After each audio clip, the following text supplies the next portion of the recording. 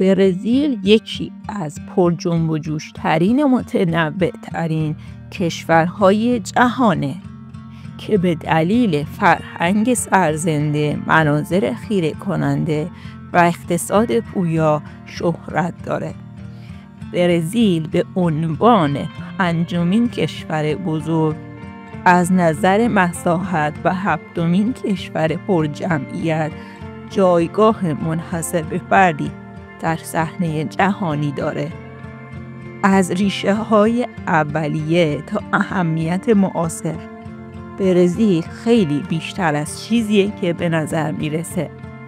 بیایید نگاهی عمیق‌تر به جنبه‌های مختلف این کشور فریبنده آمریکای جنوبی بندازیم. تاریخ برزیل به اندازه مردم اون متنوعه. در ابتدا تصور میشد که آسیایی‌ها در حدود 10,000 سال پیش ساکن شدند. شواهد جدید نشون میده که اولین ساکنان اون ممکنه بیش از 32,000 سال پیش احتمالاً از جزایر اقیانوس آرام به اونجا اومده باشن. در اواخر قرن 15 در دوران اکتشاف اروپا به رهبری پرتغال و اسپانیا، برزیل به نقشه جهان اضافه میشه. در آن زمان این سرزمین وسیع محل زندگی حدود 330 میلیون نفر بومی بود. برزیل کشوری با تنوع فرهنگی بی‌نظیر، تلفیقی از سنت‌ها و نوآوری‌هاست. هنر برزیل از ریشه‌های آفریقایی، بومی و اروپایی شکل گرفته و در هر گوشه از این سرزمین رنگ و بویی متفاوت داره. موسیقی سامبا و بوسانووا نمادهای فرهنگی این کشور هستند که قلب مردم رو به تپش در میارن. رقصهای محلی، جشن‌های شاد و رنگارنگ مثل کارناوال ریو دو ژانیرو نمایشی از شادی و وحدت مردم برزیله. همچنین هنرهای تجسمی برزیل با هنرمندانی چون هنریک دا سیلوا و تیسو در سطح جهانی شناخته شده است. در میان هزاران بیان فرهنگی برزیل، رژه گروه همجنسگرایان در سائو پائولو به عنوان یک رویداد مهم برجسته است. این نمونه موضع مترقی کشور در مورد حقوق LGBTQ و جشن‌های فرهنگی پرجنب و جوش اونه که سالانه جمعیت زیادی رو به خود جلب میکنه. فوتبال در برزیل از اواخر قرن 19 آغاز شد، زمانی که مهاجران اروپایی به ویژه انگلیسی ها این ورزش رو به کشور آوردن. اولین باشگاه فوتبال برزیل، کاسا استودانته، در سال 1894 تأسیس شد و به تدریج محبوبیت فوتبال در میان مردم افزایش پیدا کرد. در سال 1914 فدراسیون فوتبال برزیل تأسیس شد که به سازماندهی مسابقات و لیگ‌های داخلی کمک کرد. در دهه‌های بعد فوتبال به یک پدیده اجتماعی تبدیل شد و به عنوان یک منبع غرور ملی شناخته شد. برزیل در سال 1950 میزبان اولین جام جهانی فوتبال در آمریکای جنوبی بود. اما این مسابقات با شکست تیم ملی در فینال به پایان رسید. با این حال برزیل به سرعت به یکی از قدرت‌های بزرگ فوتبال جهان تبدیل شد. تیم ملی برزیل در سالهای 1958، 1962 و 1970 موفق به کسب عنوان قهرمانی جام جهانی شد و بازیکنانی مثل پله و زیکو به عنوان افسانه‌های این ورزش تبدیل شدند. فوتبال نه تنها به عنوان یک ورزش بلکه به عنوان یک جزء مهم از فرهنگ برزیل شناخته میشه. این ورزش به اتحاد ملی و ابراز هویت فرهنگی کمک کرده و در تمام اقشار جامعه نفوذ کرده. برزیلی‌ها به فوتبال به عنوان یک هنر و شیوه زندگی نگاه می‌کنند و این ورزش همواره در قلب جامعه برزیل قرار داره. تأثیر فوتبال بر اقتصاد برزیل. قبل اینکه ادامه‌ش رو بگم لطفاً چنلمون رو لایک و سابسکرایب کنید. برای اینکه همدیگر رو گم نکنیم زنگوله رو سیاه کنید تا هر وقت ویدیوی آپلود شد مطلع بشین. فوتبال در برزیل نه تنها به عنوان یک ورزش محبوب بلکه به عنوان یک موتور اقتصادی مهم عمل میکنه. این صنعت شامل درآمدهای بالایی از طریق بلیط فروشی، حق پخش تلویزیونی و تبلیغات. باشگاه‌های فوتبال بزرگ مثل فلومیننزه و کورینتیانز به جذب میلیون‌ها هوادار پرداخته و درآمدهای قابل توجهی از فروش بلیط‌ها و محصولات مربوط به خود کسب می‌کنند. این امر به ایجاد شغل‌های مستقیم و غیر مستقیم در بخش‌های مختلف از جمله تولید، خدمات و گردشگری کمک می‌کنه. همچنین برگزاری مسابقات بین‌المللی از جمله جام جهانی و کوپا آمریکا تأثیر قابل توجهی بر اقتصاد محلی داره. این رویدادها گردشگران زیادی رو جذب می‌کنند که به مصرف در هتل‌ها، رستوران‌ها و جاذبه‌های گردشگری می‌پردازند. برزیل با میزبانی این رویدادها نه تنها درآمدهای اقتصادی زیادی به دست میاره بلکه فرصت‌هایی برای نمایش فرهنگ و هویت ملی ایجاد میکنه. علاوه بر این فوتبال به عنوان یک منبع الهام و اتحاد اجتماعی در برزیل شناخته میشه. این ورزش موجب تقویت احساس هویت ملی و همبستگی اجتماعی میشه و به ایجاد برنامه‌های اجتماعی و فرهنگی برای جوانان کمک میکنه. با توجه به این تأثیرات فوتبال به یک عنصر کلیدی در اقتصاد و جامعه برزیل تبدیل شده. اقتصاد برزیل به طور چشمگیری متنوع در بخش‌های قابل توجهی در کشاورزی، معدن، تولید و خدمات.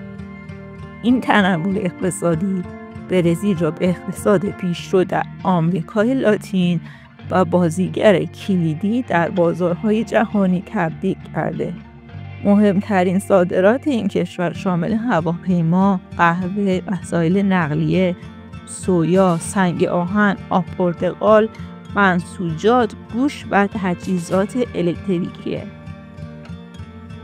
برزیل بزرگترین تولید کننده قهوه در جهانه و بیش از 40% از عرضه جهانی قهوه رو بر عهده داره. کشت قهوه که در قرن 18 آغاز شد برای تجارت و رشد اقتصادی برزیل بسیار مهم بوده. امروزه ایالت‌های میناس گرایس، سائو پائولو و اسپریتو سانتو به دلیل تولید قهوه قوی که دارن به خاطر نوت‌های متعادل و عاجلی اون مشهور شدن. جغرافیای برزیل به اندازه فرهنگش متنوعه. رودخانه آمازون که شمال کشور رو در بر میگیره هر رودخانه‌ای نیست بلکه شبکه‌ای گسترده از آبراهه‌ها به طول 6840 کیلومتره. آمازون که خونه هزاران گونه از جمله پیرانا و دلفین صورتیه یکی از متنوع‌ترین مناطق روی کره زمینه. مجسمه معروف کریستوفر ریدیمور نماد عشق و مهمان نوازیه توی برزیل. در بالای کوه کورکووادو قرار داره و چشم‌انداز فوق‌العاده‌ای از شهر ریو ارائه میده. همچنین جشن کارناوال با رقص و موسیقی زنده یکی از بزرگترین و شگفت‌انگیزترین رویدادها در سطح جهانیه. در مقابل جنوب شرقی برزیل که زمانی پوشیده از جنگل‌های انبوه بود ولی الان میزبان پایتخت صنعتی و بزرگترین شهرهای سائو پائولو، ریو دو ژانیروه. با کمال تعجب این منطقه که تنها 11% از خاک ملی رو در بر میگیره 43% از جمعیت برزیل رو در خود جای داده. غذاهای برزیل نمایانگر تنوع فرهنگی قومی این کشور هستند. دستورهای غذایی اون شامل تاثیرات بومی، آفریقایی، اروپایی میشه. هر منطقه برزیل غذاهای خاص خودشو داره که نشون دهنده مواد اولیه محلی و سنت‌های فرهنگیه. به عنوان مثال در شمال این کشور خوراکی‌هایی مثل موکاکا، خورش ماهی و پیکو خوراک برنج و لوبیا بسیار محبوب هستند. از غذاهای سنتی میشه به یکی از معروفترین غذاهای برزیل اشاره کرد که اسمش فیجوآداست. یه نوع خورش لوبیا سیاه که معمولاً با برنج، کلم و پرتقال سرو میشه. این غذا به عنوان نماد ملی برزیل شناخته میشه و در بسیاری از جشن‌ها و مناسبت‌های خاص تهیه میشه. همچنین برزیل کروکت‌های سیب زمینی و پائو دی کیجو نان پنیر از دیگر خوراکی‌های محبوب هستند که در مهمونی‌ها و جشن‌ها سرو میشن. نوشیدنی‌ها و دسرها کایپیرینیا نوشیدنی ملی برزیل که از شکر قهوه‌ای، لیمو، کاساچا نوع مشروب برزیلی تهیه میشه. دسرهایی مثل پودینگ کارامل و براکیو دسر نارگیلی هم به عنوان شیرینی‌های محبوب شناخته میشن. این تنوع در غذاها و نوشیدنی‌ها نه تنها نشون دهنده فرهنگ غنی برزیل، بلکه تجربه‌ای لذت بخش برای گردشگر و عاشقای غذا فراهم میکنه. برزیل علیرغم داشتن نهمین تولید ناخالص داخلی در جهان با نابرابری‌های اقتصادی قابل توجهی مواجهه. بخش بزرگی از مردم با چالش‌های اقتصادی دست و پنجه نرم می‌کنند که این امر توزیع نابرابر ثروت در داخل کشور رو برجسته می‌کنه.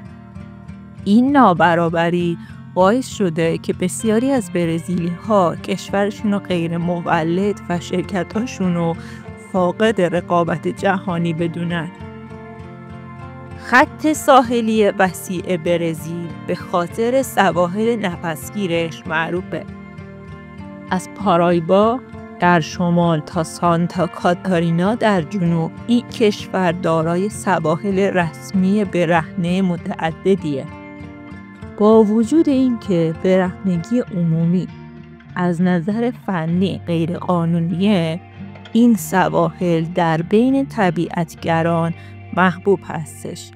با این حال مقررات سختگیرانه ایمنی و احترام همه بازدید کنندگان رو تضمین میکنه. با توجه ویژه به امنیت زنان در این سواحل، برزیل با فرهنگ غنی، طبیعت خیره کننده و تاریخ پربار همواره موضوع جذابی برای کشف و بررسیه. از فوتبال و غذاهای خوشمزه گرفته تا زیبایی‌های طبیعی و جشنواره‌های رنگارنگ، این کشور هرگز خسته کننده نیست. حقایق برزیل نه تنها ما رو با جنبه‌های مختلف زندگی مردم این سرزمین آشنا میکنه، بلکه به ما یادآوری میکنه که چقدر تنوع در جهان ما وجود داره. چه جنبه‌ای از فرهنگ یا تاریخ برزیل برای شما جالب‌تره و چرا؟ تجربه‌ای از سفر به برزیل یا آشنایی با فرهنگ اون داری که بخواید به اشتراک بذارید؟ لطفاً تو کامنت ها به هم بگید. فراموش نکنید که ویدیوهای قبلیمون هم تماشا کنید. در اونها به موضوعات جذاب و جالبی پرداختیم که قطعاً شما رو سرگرم میکنه. نظرات و پیشنهادتون رو برای ما بنویسید و با ما همراه باشید تا جدیدترین محتواها رو ببینید. از حمایتتون سپاسگزارم.